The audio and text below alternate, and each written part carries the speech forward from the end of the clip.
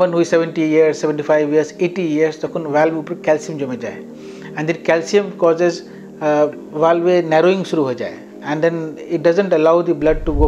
যদি আপনি দেখছেন কি আগে আপনি 500 মিটার চলতে পারতেন, এখন আপনি 300 মিটারের মধ্যে ক্লান্ত হয়ে যাচ্ছেন আর এটা ধীরে ধীরে খারাপ হচ্ছে। আপনি 200 মিটার 100 মিটার মধ্যেই হাঁপিয়ে যাচ্ছেন, দেন শ্বাসকষ্ট সবথেকে বড় লক্ষণ। দেন তারপরে হতে পারে আপনি বুকে চাপ হতে পারে, আপনি অজ্ঞান হয়ে যেতে পারেন, পাও সুজন হয়ে যেতে পারে, এইসব মিলিয়ে জুলিয়ে সিমটমগুলো হয়। বুক কেটে ভালভ চেঞ্জ করি না আমরা। এখন majority of the patients can go for transcatheter valve replacement. মানে কি হয়, যেভাবে আগে বাইপাস হতো, তারপরে বাইপাস পরে অনেকগুলো পেশেন্ট অ্যাঞ্জিওপ্লাস্টি দিয়েই ঠিক হয়ে যায়, অনেকগুলো পেশেন্ট ঠিক হয়ে যায়। ওই রকমই এখন আউটিক ভালভ ডিজিজ থাকলে আউটিক সার্জিক্যাল আউটিক ভালভ না করা, রিপ্লেসমেন্ট না করতে নাও হতে পারে। পেশেন্ট আর্টারি আছে, ওখান থেকে ওয়্যার নিয়ে উপরে যাই, যে ভালভ মধ্যে ঢুকে ভালভকে ফুলিয়ে ব্যালুন দিয়ে মধ্যে নতুন ভালভ লাগিয়ে আসি। সো ওর পুরনো ভালভ নতুন ভালভ দিয়ে স্যান্ডউইচ হয়ে যায় আর নতুন ভালভ কাজ করতে শুরু করে দেয়।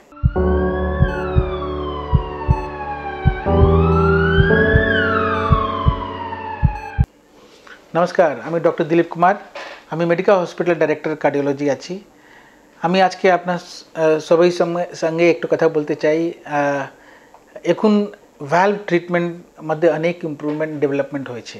এই যে ভ্যালভ খারাপ হয়ে যায় লোকজনের with time, with ageing process, like someone who is 70 years, 75 years, 80 years, তখন ভ্যালভ উপর ক্যালসিয়াম জমে যায় অ্যান্ড দিস ক্যালসিয়াম কজেস ভালভে ন্যারোয়িং শুরু হয়ে যায় and then it doesn't allow the blood to go forward, থেকে aortic stenosis বলি আমরা।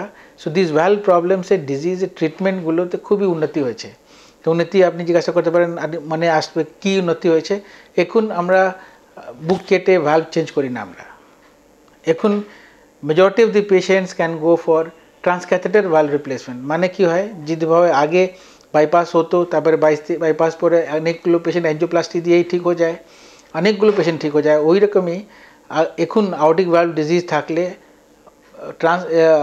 সার্জিক্যাল আউটিক ভালভ না করা, রিপ্লেসমেন্ট না করতে নাও হতে পারে। পেশেন্ট ট্রান্সক্যাথেটার ভালভ রিপ্লেসমেন্ট করেই ঠিক হয়ে যেতে পারে। So and more patients can be the candidate of TAVR transcatheter aortic valve replacement বলি। এখানে কি হয়, আমরা যেখানে গ্রোইন দিয়ে যে ফেমোরাল আর্টারি আছে, ওখান থেকে ওয়্যার নিয়ে উপরে যাই, যে ভালভ মধ্যে ঢুকে ভালভকে ফুলিয়ে ব্যালুন দিয়ে মধ্যে নতুন ভালভ লাগিয়ে আসি।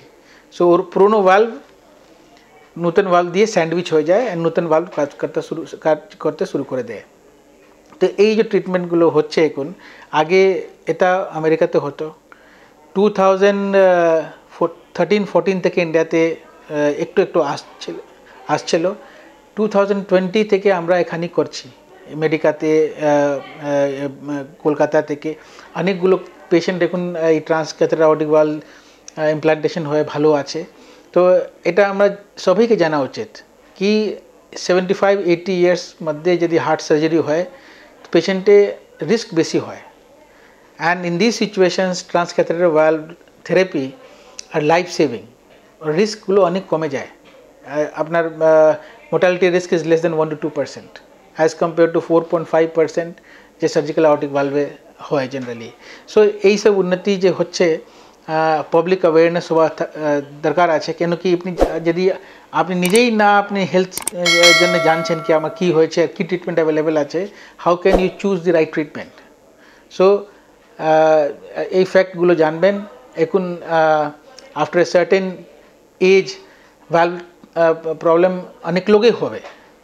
এখন আগে কি হতো, ইন্ডিয়াতে লাইফ এক্সপেক্টেন্সি থাকতো 60 ইয়ার্স, 59 ইয়ার্স, অনেক লোক 60 বছর হতে হতে মারা যেত।